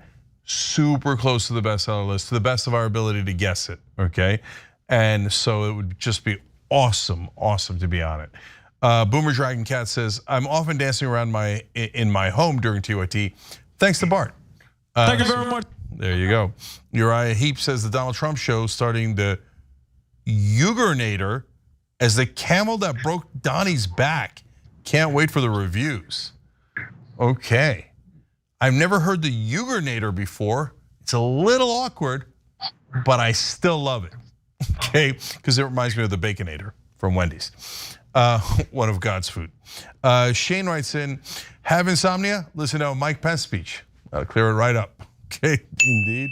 Kalesh Dragon said, did anybody see the clip of Biden wandering off out of the room right in the middle of a veterans event he was hosting, dazed and confused? Guys, it's insanity, total insanity, that we've got a guy that we could all see with our eyes is having issues. And everybody says, well, he said he was gonna run, so we all have to bow our heads. No, we don't. That's the Republicans. No, we don't. Sign our petition, go to tyt.com/campaigns. Biden's got to drop out. We'll talk more about it in the next segment. Clifton Lewis says, no one's gonna mention that Pelosi's running for re-election. Brother, we didn't do the story today. You know why? Because of course she's running for re-election. She's gonna run for re-election at 83, 93, 123. These people never retire. The greed for power is insatiable and infinite.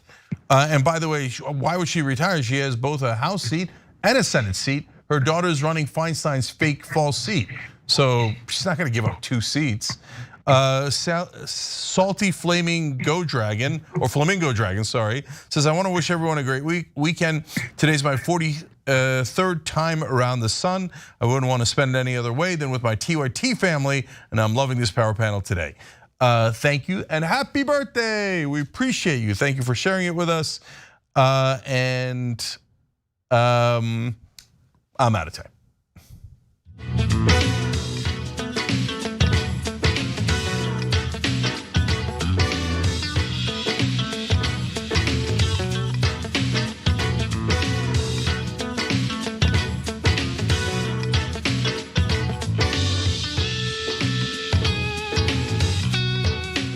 Back on TYT, Cenk, Mondale, Sharon, and Gary Hawker with you guys. Gary, thanks for signing up. We appreciate you, and Siberio Kavonik for gifting a membership. We appreciate you as well.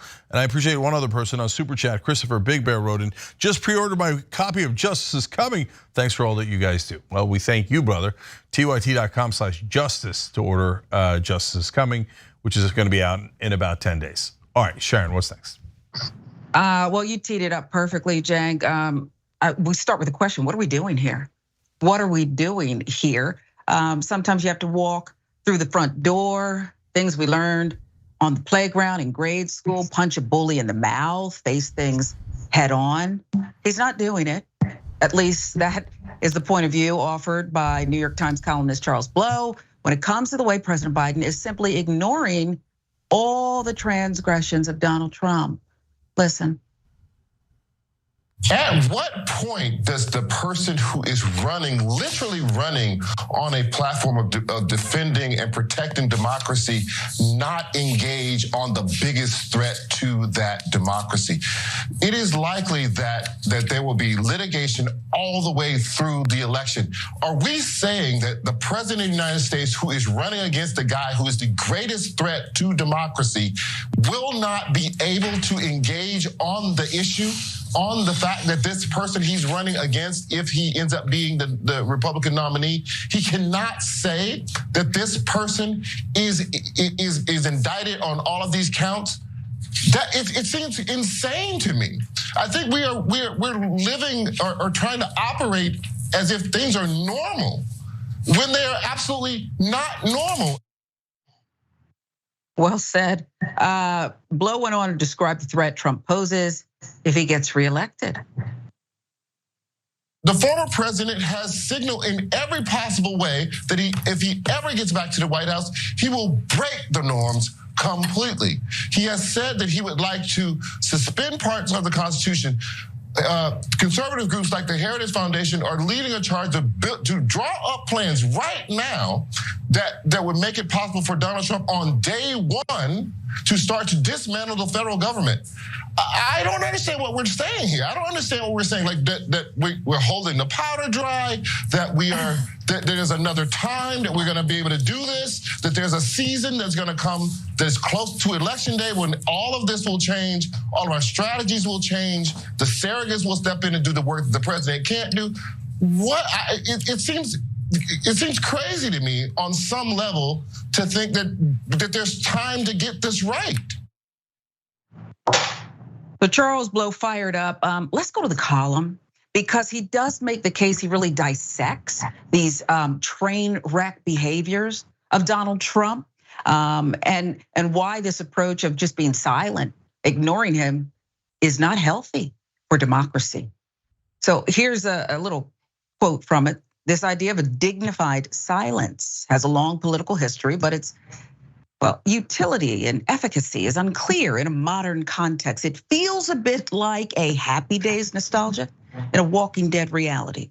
Yet the Biden campaign plows ahead with it. Just last week, the Biden campaign co-chair Cedric Richmond reiterated the strategy. We're not going to focus on Donald Trump's legal problems. What are we focusing on, folks? What are we focusing on? Blow got Joe Scarborough fired up too. He jumped in and wanted to know why the current president doesn't seem to comprehend that the word rapist should also be inserted. Listen. The judge said Donald Trump was a rapist. Correct. The judge said Donald Trump raped her. The judge said that by any definition, used by the US Army, used by the American Medical Association, used by any other organization, Donald Trump was a rapist.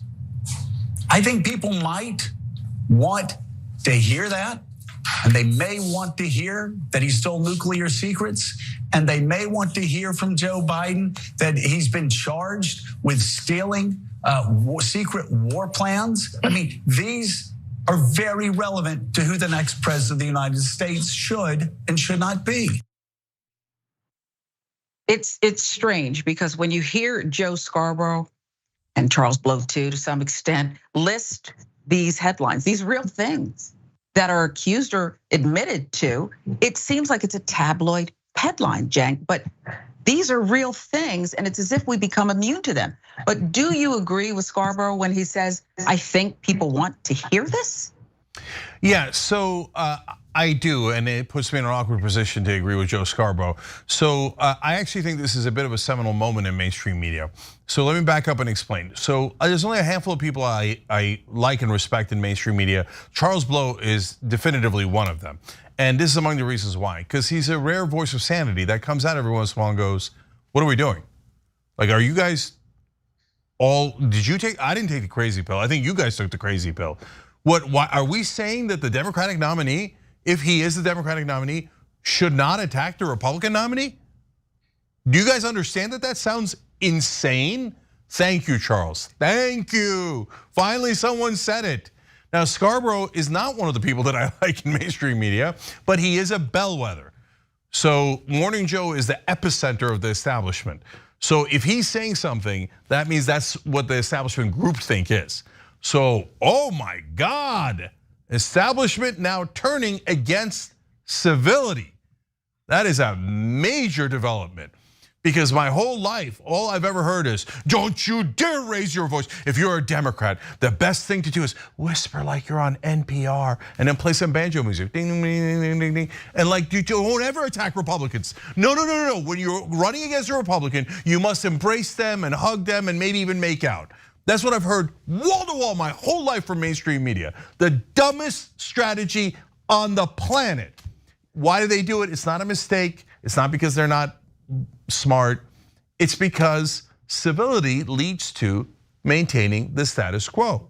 If you're upset, you're passionate, you want a lot of change, you might change the status quo. And the establishment loves the status quo because that's what put them on top. And they don't want to change that. But now Trump is enough of a threat that they're like, all right, we're gonna offer a radical proposal here, and we're gonna let Charles Blow say this in the New York Times and on MSNBC. Maybe Democrats should fight Republicans. That's actually breaking news. It's insanity that it's breaking news. Look, here's who's not going to do it. Joe Biden. That's not in his nature. That's not what he does. We can talk about 2020. I'm very happy to talk about that. Okay, but as a warm up to that, I'll tell you right now, Joe Biden is polling 13 points lower than he was in 2020. And in the Electoral College, he barely beat Trump. Now, hobbled by the incumbency and all the problems that come with it, 13 points lower and walking around the stage not knowing where the hell he is, we're supposed to say that Biden's the only one who could beat Trump in the Democratic Party? We only have one person who's barely competent that could beat a fascist? Thank you, Charles Blow, for saying things that are true, for saying things that are obvious. I'm gonna go further. We have a petition, we launched it last night. Go to tyt.com/campaigns, you'll see it. President Biden, please drop out, please drop out. Read the petition, it's written in a very polite way. You can send it to your establishment Democratic friends because they now agree. 2/3 of Democrats saying, sorry, but you gotta go. We'll put the link down below in the description box. Make sure you're signing it. Look, it just got started. And so a couple thousand signatures ain't gonna do it. I'm keeping it real with you guys. But 1 million people signed that petition, and that is gonna get everyone's attention. And then the pressure is going to mount and mount and mount. We cannot just have this guy try to do cruise control, not even campaign. He hasn't proposed a single thing for what he's gonna do in his next term. He hasn't attacked Trump at all. He can barely tie his shoelaces at this point, and we're all supposed to bow our heads and say, thank you, sir. Please go on to lose the election because it's the most important election of our lifetimes. If it's the most important election of our lifetimes, this is definitely not what you do. Mondale. Listen, I'm not one for sports analogies or talking about sports because I'm not well versed in foosball. But I will say this: it is funny that we're talking about this at this moment when we just saw Denver's head coach come at his quarterback for the very same thing, being too passive and also kissing too many babies and not being a quarterback, not being a dog ready to fight. It is absolutely ridiculous to believe that President Joe Biden is telling the world, and his campaign is telling the world that they're not gonna attack Donald Trump for all of his criminal indictments when he's actually making the case about our democracy being threatened. Well, if you wanna make that thing seem real, just use Donald Trump 91 charges. Why not? Why keep talking about democracy as this elusive thing that most of Americans can't really understand or wrap their heads around when you could just point to the crimes that Donald Trump are accused of? Why are we waiting on this? I mean, for me, it is absolutely illogical. It was illogical when he told Hillary Clinton not to fight back, and she lost using his tactic. So this idea that you're gonna stop attacking Trump when he's gonna attack you every time he's in front of a camera or on his Truth Social, which is not truthful, it is ridiculous. It is a failed strategy, and as Jink said, it is all about maintaining the status quo. Civility has never won anybody looking to change something they're going against. So this idea that you can battle Trump being civil makes no sense. It rings true to no one. No one. And I think the bigger thing here is, the bigger threat here is, we have seen Joe Biden with a fight. I mean, people might not remember when he was talking about or criticizing his party and the Republicans about apartheid in South Africa and ending it. He was screaming at the top of his lungs. Now, of course, that was 30-some, 40-some years ago, and that dog may not be in him anymore. That just speaks to the need for him to maybe consider even letting us have a real primary on the Democratic side, or taking a walk, like Jake said. Drop out. I cannot believe that the Democrats are willing to risk what they're calling what may be the last election as we know it. If we lose, we see Donald Trump trying to end democracy, and Joe Biden not fighting back is helping him do it. Yeah, I gotta say a couple more things. Look, politics is about marketing. You have to put out a message that's positive about your side and negative about the other side. If you don't do that, you're losing voters every single day. So Charles Blow, not only right on the substance, but right on the timing. Every day you don't go out there and attack the other side and make a positive case for yourself, you're losing the ability to get more and more voters. Doing it at the last second is irrational. That doesn't make any sense. Besides which, it's not true. Joe Biden's never gonna do it. He just loves Republicans too much. So in 2020, he barely fought, and everybody was like, "Oh, Joe Biden, what a hero for beating Trump." Brothers, you know what happened. The people didn't go out there to vote for Joe Biden. They went out there to vote against Donald Trump. And now he's trying to take credit for that, okay? But you're now 13 points lower. And you barely won the Electoral College last time because you wouldn't campaign. You wouldn't be aggressive. You wouldn't fight Republicans. Every time he talks about Republicans, he's like, "Oh, my dear beloved friends." Well, you're just putting out a positive message about the opposing party. Total, utter incompetence. If all the establishment didn't unite, and most importantly, establishment media didn't unite behind Biden last time, he was coming in 4th and 5th place in Iowa and New Hampshire. This guy is not actually good at politics. The only thing he was is, "It's Joe, I'm not Donald Trump, Biden." Jesus Christ. And then powder dry, if the fascists are about to take over and end democracy, what the hell do we have the powder for? No, none of this makes any logical sense. All of this is a giant excuse for the establishment saying, "The dear leader, Joe Biden, has declared he will run again. No one is allowed to run against him. You must all bow your heads." It is undemocratic. It is against progressive principles, democratic principles. You should not listen to it. And the fact that even establishment media has now gotten tired of it is unbelievable, unprecedented, and a sea change. Yeah, and remember, Representative Clyburn cleared the way. I mean, you're right. I saw people with clothespins on their nose going to the polls if they decided to get up that day and go ahead and cast their vote against Trump. And it was just horrific, a horrific performance. But is that going to be enough this time? I couldn't agree with you more. Mayor, we're going to get to your story right after a quick break. Yeah, I just want to say before we go to the break, you want to talk about the guy who's fighting, who's a Democrat? That's Mayor Mondale Robinson. Now they've come back against him, but we're not going to let it go. Okay, we're going to fight back when we come back.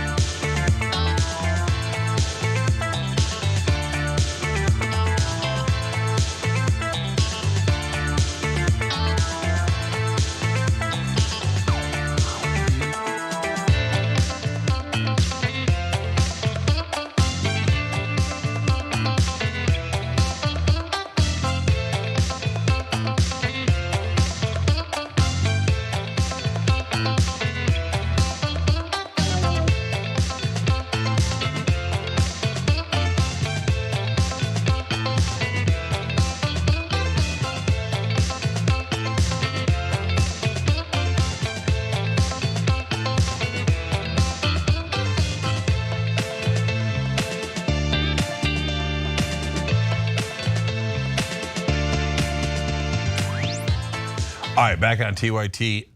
Let's go to member comments. Louis Cypher writes in, "Civility leads to complacency." Well, you just described the Democratic Party of my lifetime.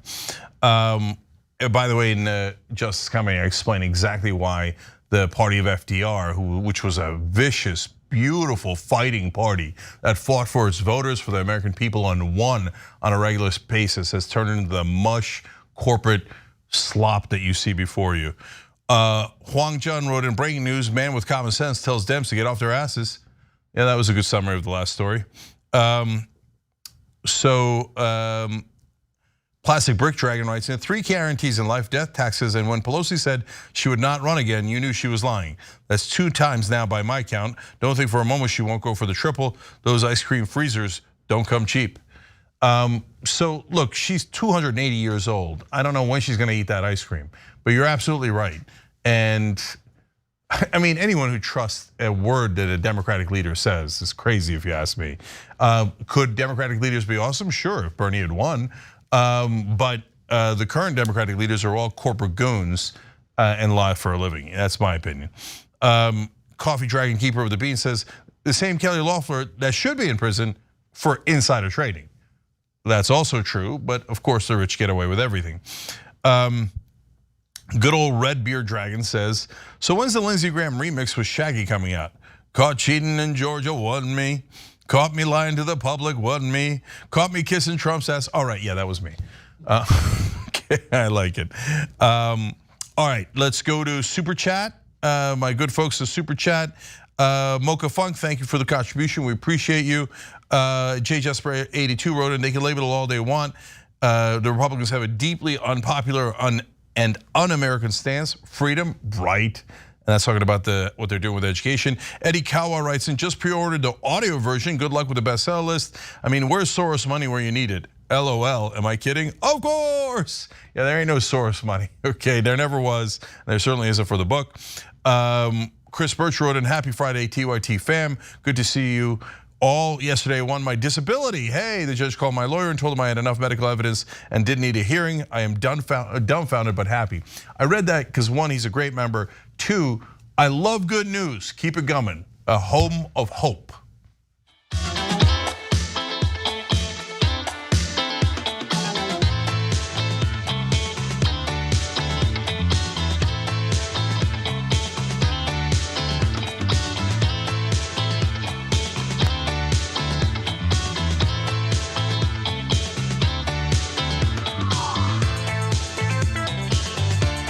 All right, back on TYT, Cenk, Sharon, Mondale with you guys, but also Lynn McCarthy, Homemade with Love, class of 1957, the entire class of 1957, and Not Sure. Well, even Not Sure is part of our team. If they're not sure and they're sure about TYT, I think we've kind of won. They all hit the join button below the video on YouTube. You can do likewise and become an American hero. You can also do it at tyt.com/join. Sharon, what's next? This one hurt my heart when I first learned about it. TYT's very own Mayor Mondale Robinson being investigated by the SBI for racist leaflets being left around the city of Enfield, North Carolina, which of course he is the mayor of, after he removed that Confederate monument. Now, TYT's Indisputable covered the initial incident of the removal of the monument last year. Here's a reminder.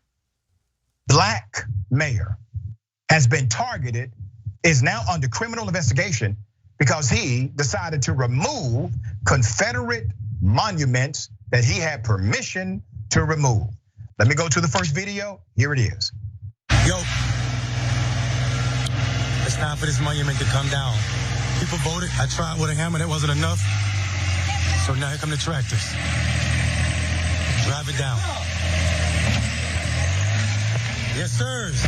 Yes, sirs. Yes, sirs. Death to the Confederacy around here. Push that little one over too, bro. All of it. Not in my town, not on my watch. Not in my town, not on my watch. All right, and so for that act of leadership, Mayor Mondale was investigated. SBI originally investigated last year for the removal of those monuments, but that investigation was dropped and there were no charges. However, according to the mayor, SBI was at his mother's house to investigate him, a bombshell, which he says is in regards to those racist leaflets being left around town after the monument removal last year. There's a reminder, the text of it, white people of Enfield, you have let an N tyrant stomp on your heritage. What will you do? Don't let them get away with anything. Signed, the loyal white knights. And entire black neighborhood yards were littered with these filthy messages. Ziploc baggies with bird seed to weigh them down. So somebody spent a lot of time. It mattered to them. The message on the flyer was printed and claimed to be from the loyal white knights with a hotline phone number leading to a voicemail. According to research, the group is a chapter of the KKK headquartered in Fallon, North Carolina. Flyer also listed a website that did not exist when entered and had a podcast listing as well as 100% Americanism. Pray for white Americans. And a message for people to read, the US Supreme Court decision on Hague versus Committee for Industrial Organization in 1939. The details there from the Daily Herald. Now, these kinds of notes, of course, have been spreading all across North Carolina for the past few years, longer. Here's a headline from 2020 in North Carolina. Notes tied to North Carolina KKK found in Williamsburg, James City, York counties. So you see it there. While law enforcement did look into the threatening letters, Public Information Officer Lieutenant Christopher Shane Guyant talked about charges related to the incident. He pointed to ethnic intimidation in North Carolina defined by GS 14-401.14.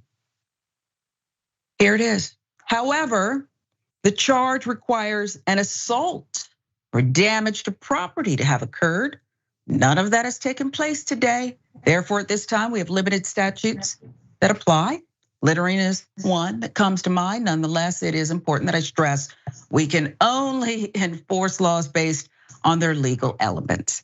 Letter with graphic racist undertones is in fact protected under the First Amendment, as long as it does not imply an implicit threat of assault or damage to property. Again, that's the PIL, Daily Herald with the details.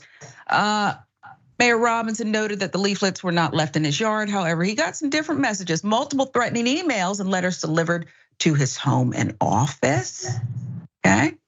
This email is in response to the video showing the destruction of a Confederate statue in the city you serve.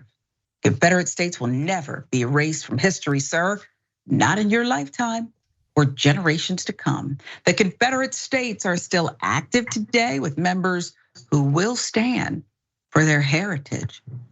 You will be watched closely. Persons will address you while you are working, when you are in public, and during your everyday outings. We are one, we are many, sincerely, the invisible empire. There's more, you see it there. You are a dumb POSN who should go to jail. Learn history. You're a disgrace to all veterans who fought in wars. These were real men. You are not. Expletive. Boy, they have a way with words. There's more still. Piece of that monument had a memorial for the fallen soldiers of foreign wars. Even if you don't like the Confederate memorial, it still had a tribute to our brave men and women who fought for our freedom in our past wars. You're worse than all of these woke young people that want to erase history. You wouldn't have freedom if it wasn't for those brave men and women.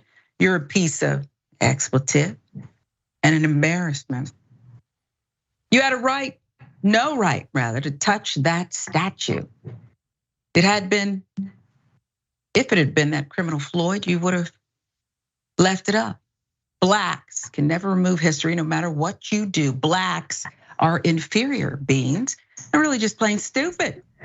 Women have babies with no fathers around. Whites have to support them. They are all on welfare, can't speak English, can only play ball and rap. Should all go back to Africa and be the jungle bunnies your relatives were. Whites are superior to you. You will regret this action. You should have let the whites remove it. You cannot just destroy public property. Maybe you will get sued. But being black, you probably are broke. Signed to white patriots. Now, if you call the white knights directly, here's their outgoing voicemail. Listen. Greetings from the loyal white knights of the Ku Klux Klan. The dumbest of the month award goes to Mayor Mondale Robinson for calling on Governor Cooper to investigate white terror in Enfield, North Carolina. While the are running the crime rate sky high, shooting each other in gang violence, he wants to worry about Confederate monuments. If you're interested in joining the Klan, leave your name and number and we'll get back to you.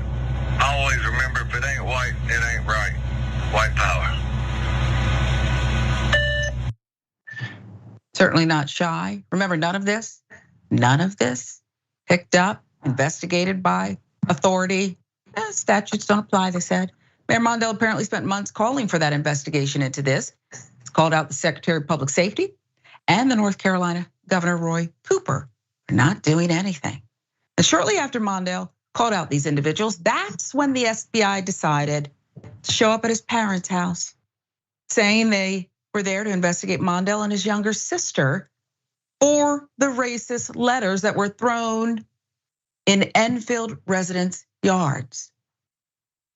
His sister told Indisputable Investigates this: I felt violated because I know that neither Mondale nor I did anything wrong, and they were trying to put the blame on us. I felt like yet again we were being let down by the people that are supposed to protect us.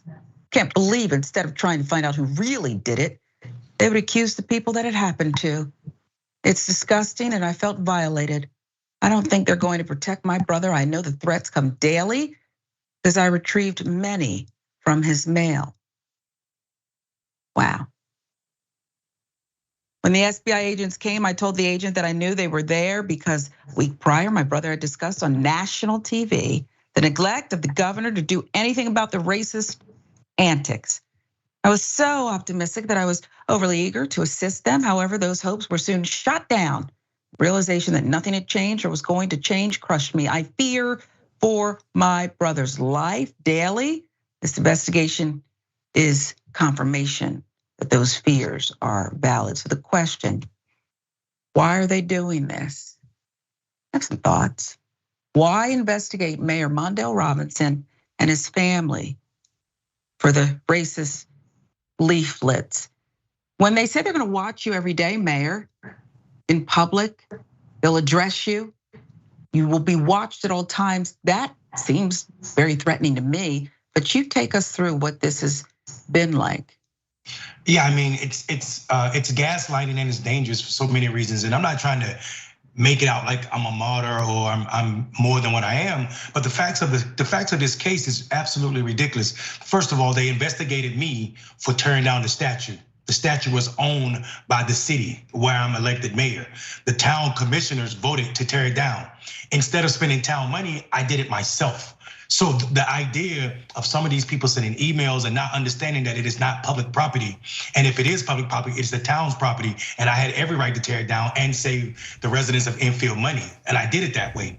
Furthermore, I think what's really scary is while they were investigating me for tearing down the statue, I actually showed the FBI agents in my office those letters sitting right there. They said to me, "Oh, that's not our job, that's not our case. We're not investigating that. It's nothing we can do about that." Exactly, those are their words. So this went on for a year. I called for on a national press conference, I called for a state of emergency from the governor. He sent somebody to the town of Enfield a couple weeks later, trying to act like they were investigating. But again, those letters are still sitting on my desk. And when the officers or the agents that came to my mother's house said that they couldn't investigate or do any investigating of those leaflets because they were contaminated, because it's more than a year, but he had a picture of them. It told me that they were lying, that they had been investigating because the sheriff, Diane, that you just quoted, actually had 50 of them picked up the day it happened in Enfield. So it's in evidence sitting in the county of Halifax and not been touched by the SBI, who said they've been investigating for a year.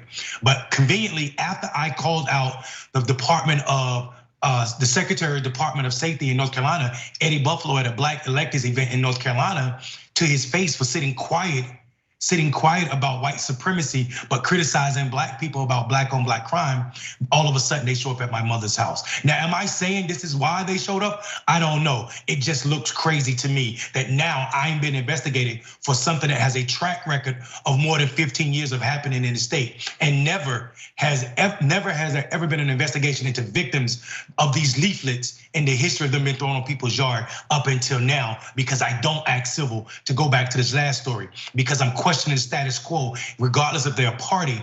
I'm being investigated with my baby sister. And what I told them, the SBI, was I'll volunteer for a polygraph, and all of my family members, even the ones that are dead, if they want to dig them up, because we will not be blackballed in this way.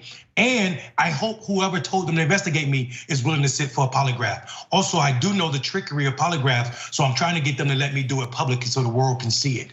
So Mayor Mondale, Robinson, I'm confused about. So they're saying, okay, I'm not going to investigate the KKK. They got that's their own voicemail. Not going to investigate it. The letters. I get it. It's terrible, but I get it. So Why are they investigating you and your family? What in the world? Because apparently it's a problem for a black man to stand up and say what is wrong with America, because I can't see how an official of the sheriff department can go in the paper and print and say this is not a crime because nothing was damaged. But then again, maybe it is a crime, but we can tie it to Mundell and his family. I just don't get it. I'm flummoxed by it.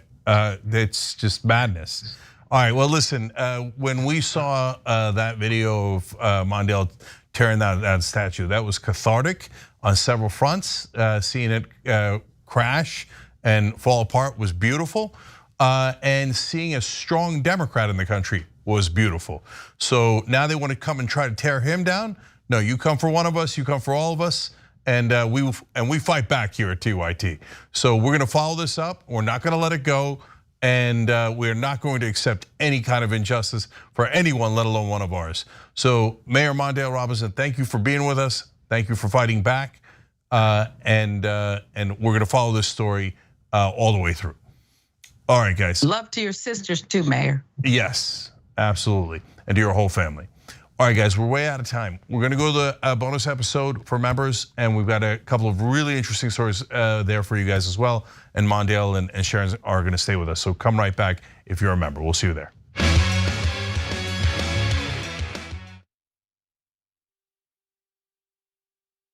You know, old school's pitched to me from Jank. It'll just be me, you, Jesus.